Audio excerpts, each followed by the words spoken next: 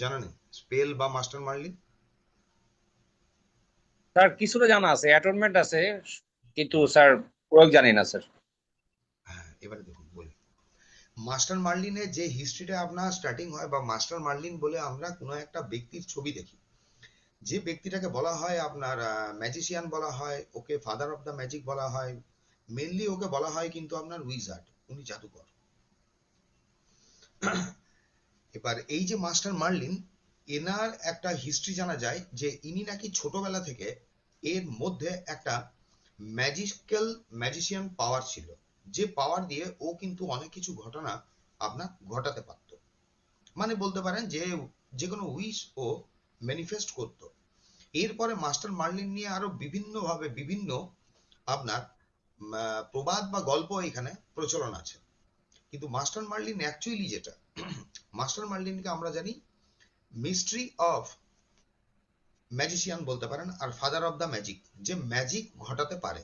একে উইজার্ড, সর্সার আর প্রফেট বলা হয়। এবারে দেখুন এখানে প্রফেট বলে যে শব্দটা আছে, প্রফেট বলতে কিন্তু জায়গাটা হচ্ছে যে আপনার অবতার বলিষ্ঠ কোনো মানুষ, যিনি এনলাইটেন্ড হয়েছিলেন। তো এই জায়গাটা সম্বন্ধে বিশেষ কিন্তু প্রফেট বা অবতার বলিষ্ঠ এই ব্যাপারে কিন্তু আমার সেই ধরনের মানে এই পর্যন্ত নলেজ নেই। যতটা জানা যায় এনাকে মেনলি কিন্তু উইজার্ড বলা হয়। উইজার্ড ক্যান্ডেল বললেও সার্চ করলেও কিন্তু মাস্টার মার্লিনেরই জেনারেলি ক্যান্ডেলটা আসে। মাস্টার মার্লিন এমন একজন ব্যক্তি যাকে দেখতে আপনার বৃদ্ধের মতো লাগছে। আপনার একে বলা হয় এ গ্রেট কিন্তু নেচার লাভার, এই প্রকৃতি প্রেমী ছিল প্রচুর পরিমাণে। তার জন্য কি যখন আমরা এই মাস্টার মার্লিন করি বা মাস্টার মার্লিন দিয়ে বিভিন্ন স্পেল গুলো করি, তখন আমাদেরকে প্রথম খেয়াল রাখতে হয় এমন কোনো স্পেল আমরা করি না, বা স্পেলের পরে ধরুন প্রকৃতির নষ্ট হতে পারে এই ধরনের কোনো কাজ কিন্তু আমাদের করা হয় না। এই জায়গাটা খেয়াল রাখতে হয়। সেকেন্ড জিনিস হচ্ছে গ্রিন আর রেড কালার। মাস্টার মার্লিনকে কিন্তু গ্রিন আর রেড কালার দিয়ে মানে রিপ্রেজেন্ট করা জিনিসটা ঠিক নয়। মাস্টার মার্লিন গ্রিন আর রেড কালারটা আপনার সব থেকে বেশি পছন্দ করতেন। এবার এখানে কালারের কনসেপ্টে যদি দেখা হয়, গ্রিন কালার আর রেড কালার, এই যে দুটো কালার আছে, এই যে দুটো রং আপনার, এই দুটো রং অ্যাকচুয়ালি কি রিপ্রেজেন্ট করে? কারণ এই যে মার্লিন কোর্সটা ধরুন মাস্টার মার্লিন, এটা একটা পার্ট বলতে পারেন স্পেল স্পেল কাস্টিং এর। এবার স্পেল কাস্টিং জিনিসটা কি?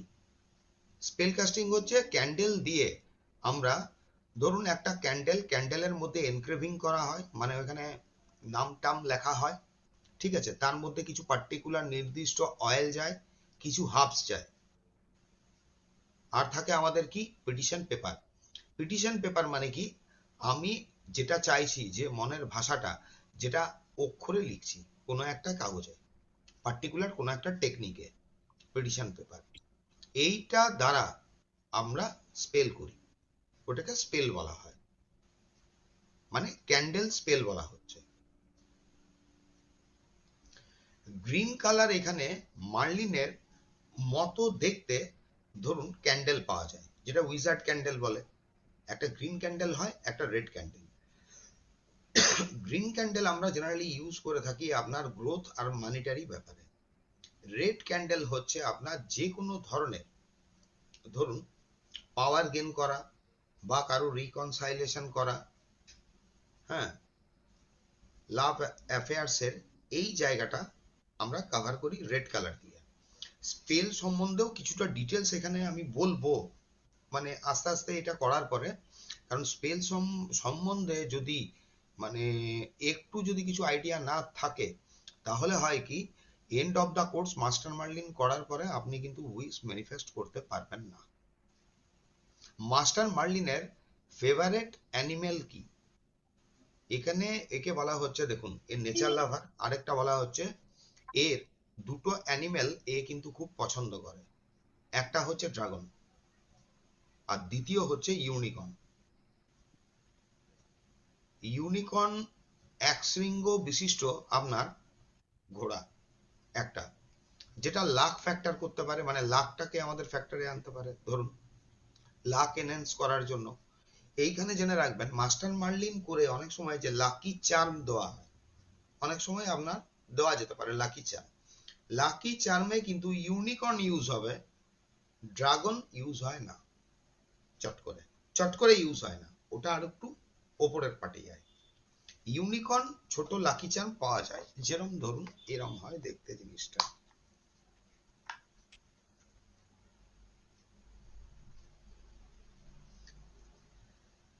এই ধরনের ধরুন ছোট লাকি চার্ম হয়, বুঝা যাচ্ছে? এই পরে দেখিয়ে দেবো আবার, এটা স্ক্রিনটা ছোট আছে এখন। এই ধরনের, এটা কেন দেখালাম এর পরেও বুঝতে পারবেন কেন দেখাচ্ছি। আচ্ছা, মাস্টার মার্লিন কারা করতে পারে বা কাদেরকে অ্যাকচুয়ালি মাস্টার মার্লিন হেল্প করে? এখানে মাস্টার মার্লিন যাদেরকে হেল্প করে মেনলি লাইট ওয়ার্কার, মানে যারা হিলিং এর কাজে ডাইরেক্টলি যুক্ত আছে, যারা ম্যাজিক করে। ম্যাজিক বলতে কি জিনিসটা? ম্যাজিক বলতে এটা নয় ধরুন কারোর কোনো ক্ষতি করা আবার ভালো করা, কিছু অংশে পার্সিয়াল থাকে জায়গাটা। ম্যাজিক্যাল ওয়ার্ক মানে হচ্ছে যখন স্পেল কাস্ট করা হয় কোনো। এবারে ধরুন মাস্টার মার্লিন দিয়ে আমরা যখন কোনো স্পেল কাস্টিং করি বা যে কোনো স্পেল কাস্টিং করি, এখানে আমাদের কিন্তু ইন্টেনশনটা ম্যাটার করে, আপনার ইচ্ছাটা। আর তার ভেতরে যে জিনিসটা ম্যাটার করে সেটা হচ্ছে আপনার মোটিভ, আপনার অভিপ্রায় কি, আর ইন্টেনশনটা কি। দেখুন ইন্টেনশন আর মোটিভের মানে মধ্যে পার্থক্য দেখতে গেলে ব্যাপার কি হয়, ইন্টেনশন মানে হচ্ছে আমি কাউকে এরকম নর্মালি ধাক্কা দিলাম, ইন্টেনশনালি হয় অনেক সময় ধাক্কা দিলাম। এবার ধাক্কা দেওয়ার সময় আপনি ততটা প্রেসার দিতে পারেন যাতে একটা ব্যক্তি পড়ে ইনজিওর্ড হতে পারে, বা আপনি ততটা প্রেসার নাও দিতে পারেন নর্মালি, সেই হাতে চমকে যায়। তাহলে এখানে মোটিভটা আমাদের ইন্টেনশনের পেছনে কাজ করে। আমার মোটিভটা অ্যাকচুয়ালি কি? আমি তো আপনাকে ধাক্কা মারলাম, এটা ইন্টেনশনালি কাজ করলাম, কিন্তু এখানে মোটিভ। স্পেল কাস্টিং এ জানবেন এই দুটো জিনিস কিন্তু মেনলি ফ্যাক্টর করে, একটা ইন্টেনশন একটা মোটিভ, আপনার আপনি কি চাইছেন অ্যাকচুয়ালি, আর ইন্টেনশনটা। তো মেনলি স্পেল কাস্টিং এর ধরে ম্যাক্সিমাম জনই বলে যে আপনার ইন্টেনশন ম্যাটার করে, আপনার কি ইচ্ছে, সেই ইচ্ছেটা আপনার কিন্তু ক্লিয়ার কাট হতে হয়, একদম ক্লিয়ার কাট ইচ্ছে থাকতে হবে। কোনো দ্বন্দ্ব নিয়ে যদি কোনো স্পেল কাস্ট করা হয়, সেই স্পেল কাস্টিং কাজ করবে না, ফার্স্ট। সেকেন্ড জিনিস হচ্ছে, আপনি মাস্টার মার্লিন করার পরে ধরুন আপনার একটা পাওয়ার আসে, একটা পাওয়ার তার চ্যানেলাইজ করা হয়। এবারে মাস্টার মার্লিন ধরুন আমি আপনার মধ্যে চ্যানেলাইজ করলাম, কোনো একটা পাওয়ারকে চ্যানেলাইজ করলাম, এর পরের দায়িত্বটা থাকে কি? অনেকে দেখবেন করার পরে দেখা যাচ্ছে কারুর হাতে ম্যাজিক্যাল কিছু ঘটছে আর কারুর হাতে ম্যাজিক্যাল কিছু ঘটছে না। এর পেছনের কারণটা কি? এর পেছনের কারণটা থাকে, দেখুন আমাদের এটা বলতে পারেন আমাদের একটা ইচ্ছে যে আমি মাস্টার মার্লিন করব, সেলফ উইল। মাস্টার মার্লিনের একটা সেলফ উইল থাকে, ও আপনাকে কানেক্ট করবে কিনা।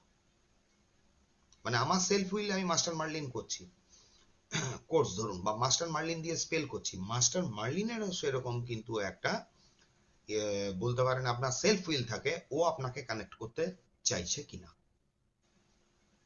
যদি না কানেক্ট হয় তখন কি করা হয়, এটাও কিন্তু একটা মেন কোশ্চেন থাকে।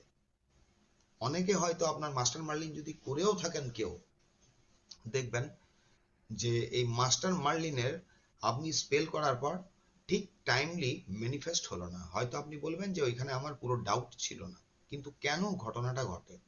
এইটা ম্যাজিক্যাল যে কোনো ওয়ার্কের পেছনে মেন একটা রিজন থাকে, কারণ কি কারণে থাকে।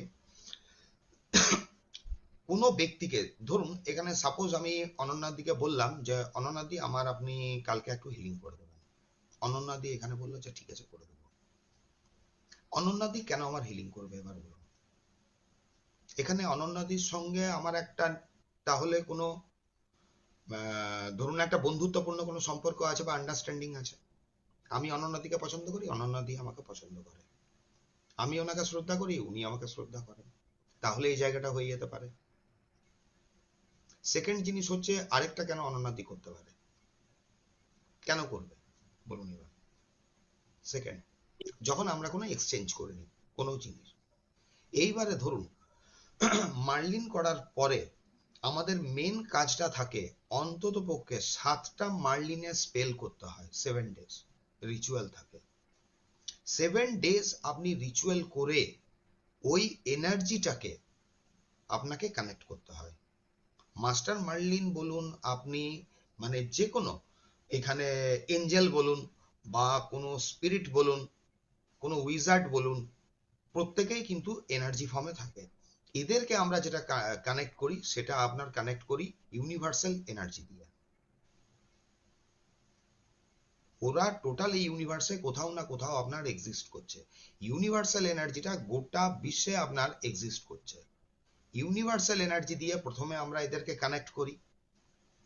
কানেক্ট করে আমি আমার যে চাহিদাটা তার পাওয়ার চ্যানেলাইজ করে ওই জায়গায় আমরা কাজ করে নিই।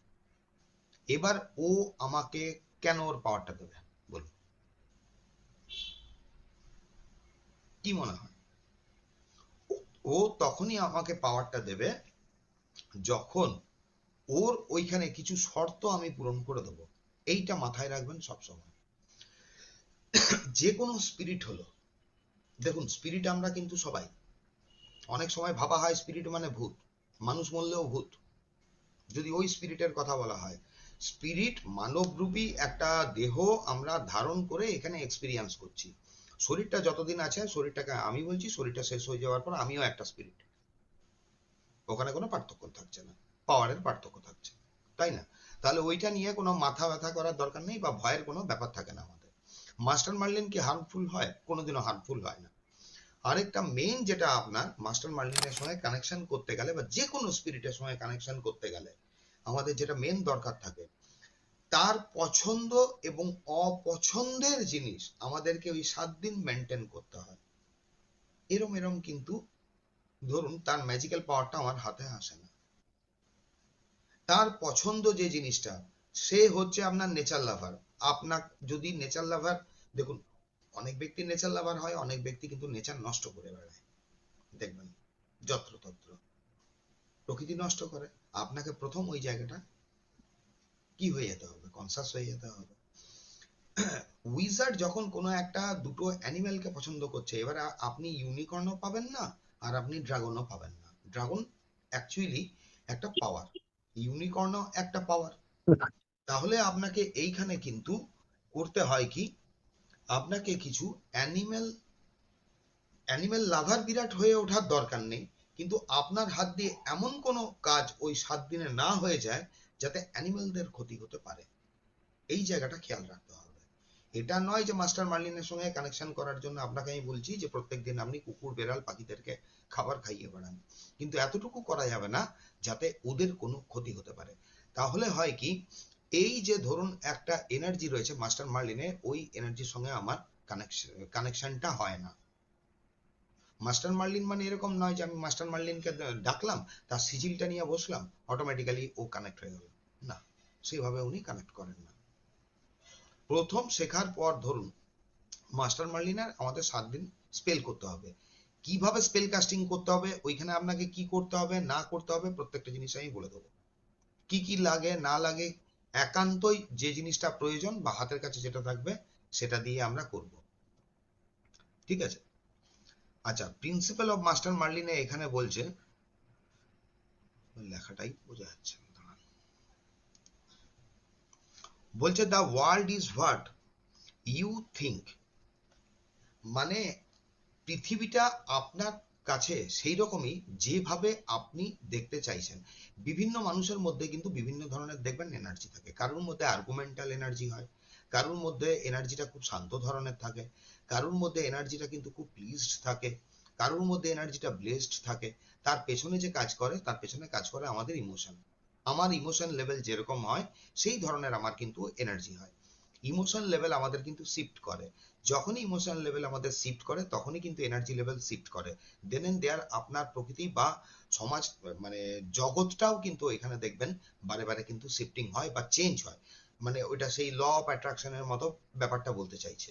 মানে আজকের তারিখে আমি যা, তার জন্য দায়ী আমি, বা আমার জগৎটা সেই রকমই যেরম ব্যক্তি আমি। বোঝা গেল পয়েন্টটা কোথার থেকে কোথায় এলো?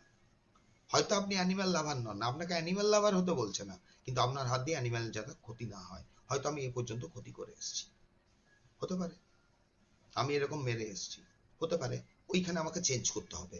এই জায়গাটা আপনি যখন চেঞ্জ করছেন, প্রকৃতি অটোমেটিক্যালি আপনার সামনে পরিবর্তন ঘটে যাচ্ছে। এখানে বলছে কোনো লিমিট নেই। মাস্টার মার্লিনের থেকে দেখুন, মাস্টার মার্লিনের থেকে ম্যানিফেস্ট করার কোনো লিমিট থাকে না। আপনি আনলিমিটেড যে কোনো জিনিস আপনার ম্যানিফেস্ট করতে পারেন। আচ্ছা, এই জায়গাটায় দাঁড়ান, এই জায়গাটা প্রিন্সিপাল